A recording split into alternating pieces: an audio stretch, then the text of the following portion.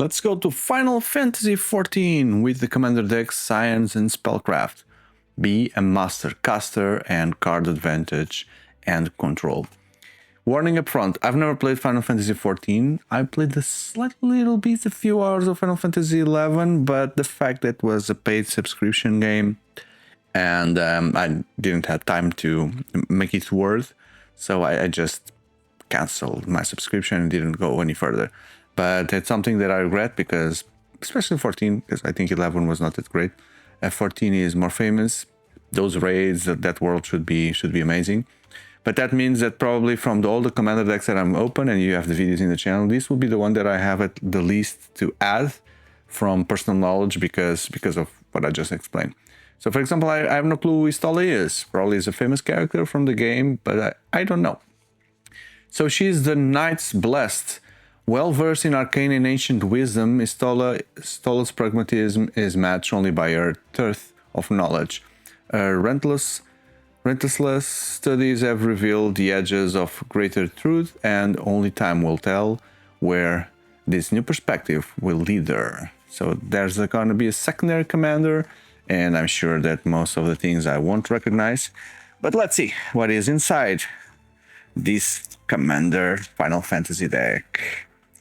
By the way, if you're liking this video, don't forget to reflect that by hitting the like button and consider subscribing, and because of all the content that I have for Magic as well as other things.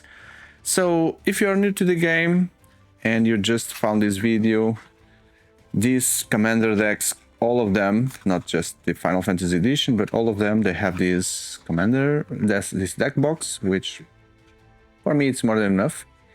You can store your deck and the tokens and everything that comes inside with sleeves as well. Good. Then around here you should also have, this paper envelope, which inside has a collector booster sample pack, which I'll save for some reels. And don't forget also to punch out the tokens that you have on the side. And the message here is torn from the heavens. Torn from the heavens. I have no clue what that means. Maybe it makes perfect sense if you know the game and the character. So this piece of paper that comes inside gives you some strategy how to play with this deck, commander rules, what's the difference, and a little bit about the story of this character. So the other guy is Gratia,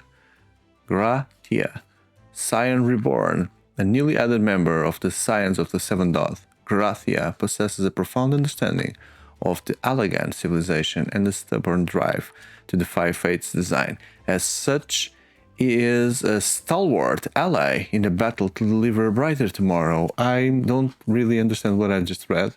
So they are both casters or magicians. What's the difference? They both have ears. So yeah, I'm so lost. This probably is the one that I want to have that nostalgic feelings that I had with the previous three. But anyway, let's get to know this deck. And we take the tokens out. Let's start with the tokens. Zombie, treasure, human soldier, wizards. Lots of wizards, birds, spirits, hero. There's going to be roles here for the heroes. Oh, because it makes sense, right? It's a massive multiplayer online game, so you have classes, so the heroes makes perfect sense. You're gonna equip these guys with roles. And here's the commander. So 4/4 vigilance. She's a warlock, cat warlock. At the beginning of each end step, if your player lost 4 or more life this turn, you draw a card. Which means that players will be taking damage, so you'll be drawing like crazy. Beginning of each end step. So you took damage this turn, one card for me. If player lost, it's just once, okay? Whenever you cast a non-creature spell with mana 3 or greater, Istola deals 2 damage to each opponent and you gain 2 life. Okay. So I've heard so many things about this commander. Sounds like a dangerous thing. Then the other guy is 3 mana, 2/3, lifelink, throw wide the gates. Whenever you cast a non-creature spell, you may pay X life, where X is that mana spell value. If you do, then you create a colorless hero, creature token, plus put a X plus 1% counter on it, and do this only once each turn. So this guy brings creatures every time he casts a non-creature spell, but you need to pay X life. So I'm not getting the feeling. After seeing the Istola, this one seems like a big crap. Okay, so more creatures, more legendaries that I'm absolutely clueless who they are. So this guy is an elf. So the other one is also a cat wizard, not a warlock. Elf wizard can partner with Alfinod Levelu. So there's an alternative commander here. First strike, dual cast. Let's see if Alfinod Levelu is also part of the deck.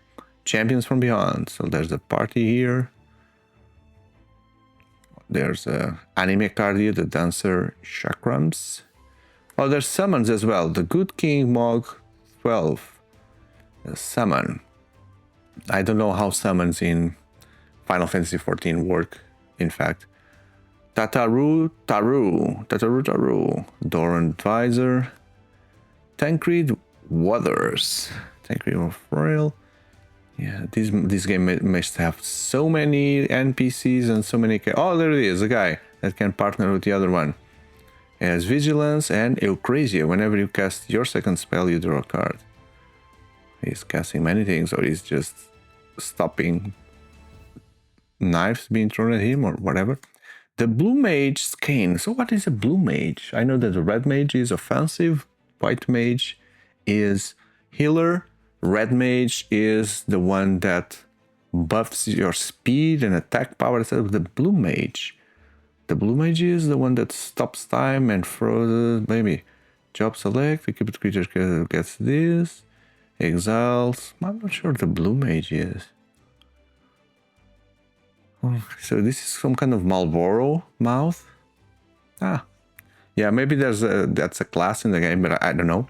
Hermes, the Overseer of LPs. This could be anything, because it's a blue guy. Oh, this sounds like a boss. An Elder Dragon. Earl of the First Blood. I know that the toughest boss in the history of video games is in Final Fantasy XI. It's Pandemonium, and it took like 20 hours to be defeated. There's the video on YouTube, etc. But that's 11, not 14, I think. Not expected to be here. Observe Stasis. An aura here. The Eye of Nidhogg. Okay, this is Resident Evil 2. This is not Final Fantasy. This is, what's the name of it? Birkin, William Birkin. Birkins. Fan Daniel, Teleportation. This is not Final Fantasy for me. Astrologian's Planisphere. The Reaper's Sight. Okay, I recognize those ears and that hat. There was another Final Fantasy character with something similar in Final Fantasy IX. Transpose. Ardbert, the Warrior of Darkness. This guy is perfectly normal looking. Emmet Selch of the Third Seat. The Elder Wizard. Come on. Estinu Verlier. There's lots of French characters. They just felt like French would sound good as a specific elf language or something. Oh, adventure cards. Hildebrand Manderville. Adventure cards. Haven't seen those outside Eldraine. Krill Baldazian. It looks like the kid from It that gets killed by the clown, the killer clown. Lys Ext. Oh, come on. So many strange names. Papalimo Totalimo. Oh, yeah. Uriganger. Lots of creatures here. Uriganger, Ogrealth, Archaeomancer's map. Archaeomancer map. The Authority of the Consults. That's like a tank character there. There's a board wipe here. The Cleansing Nova. Something happens here on that ruin. The Final Judgment. So what's happening? That's a big creature. I cannot figure it out what's happening here. It's a very expensive. Exile all creatures. Archmage Emeritus. Dig through time. So you also move through time on Final Fantasy XIV. Rite of Replication. Sublime Epiphany. Torrential Gearhulk. The Crux of Faith. Little Scheme. Who is planting that little scheme? The Murderous Rider. Riders on the Storm. Another adventure card. Maybe this is from Ixalan. It's a reprint, but I don't remember. The Baleful Strix. Okay, this one is very famous. I know it. So they just Final Fantasy kind of a monster here to the Baleful. Yeah. Vindicate. Voidbrand. Oh, I know these guys. These bat-looking, big-eye characters. Coveted Jewel. The Tome of Legends. There's a map or whatever. So now the lands that need to support this. This one is, oh, this is from 14, indeed. 14 as well, Darkwater Catacombs. This is 6. 14, the Drowned Catacomb. 10. Fetid Eat. From 6, we've seen it. The Glacial Fortress, 14. The vibe is very dark here. That's because this is a black deck, right? So that's why I'm getting all these vibes. This is from 10. Okay, previous theme. This is not dark. This looks very, very cool. Very cool. Scavenger Grounds. Shine Shadow Snarl. 14. Skycloud Expanse. It's also 14. Sunken Hollow. Sunken Ruins from 14 as well. Underground River 14 should have like maps for every dual land that you need. There should be a version in 14. So now we have the cards outside Commander. White Oursight. Sage Nullith. We can have some that are not from 14, but still Circle of Power. Catadiel. Lingering Souls. Okay, this is still 14, so that's kind of encounter monsters. Swords to Plowshare. So yeah, this character only appears on 14, I think. Well, I haven't played 16, so it could be there. Hypnotic Sprite. Into the Story. Propaganda. We're back on Commander now. Bastion of Remembrance. Exsanguinate. Snuff Out. Siphon Mine. It's Signet, the 14 version. Relic of Legends. Oh, the Soul Ring looks so good. Like a teleport pedestal or something. Talisman of Dominance. Talisman of Hierarchy. Talisman of Progress. Thought Vessel. Arcane Sanctum. Ash Barons from 6. The Command Tower. The Contaminated Aquifer. Demolition Field. Evolving Wilds. That's from 10. There's a Blitzball there. Idyllic Beachfront. But that's from 7. I really love this Final Fantasy edition. It really touched all my buttons.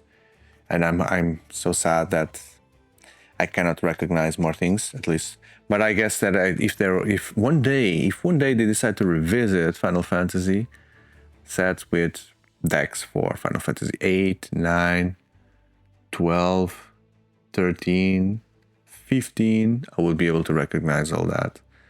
I don't think they would go before that because there are very few people that would recognize Final Fantasy 1, 2, 3, 4, even 5. But yeah, I think these universes beyond are a very cool thing. I like them, except some maybe Bob SquarePants or something, but these that are fantastic looking, even Warhammer 40k, I think they could revisit Warhammer and have decks for more characters, more races, than the ones they just released. And I really enjoy. I don't get offended as a Magic player. I like how they bring these universes, they convert into Magic, and they make sense. And you have these feelings of revisiting all these worlds, applying your characters from there, and to play with them in Magic. Right? And I don't care if there is a cloud facing a Magic character, a Fire Cloud against a Fire X, you know, I don't care. It's universes behind. So I hope you also like this video to the point that you consider hitting the like button and subscribing. So I have this big playlist of Magic the Gathering content, as well as for all the other card games out there, major card games, and especially board games as well. And if you like podcasts, I also have a podcast called The Table Talks, where I'm interviewing people to get to know their stories, their profiles, their projects while playing board games online with them. So I definitely think that you'll find interesting content in the channel to consider subscribing and to be part of this community. So thank you very much, and I hope to see you in the next video. Goodbye.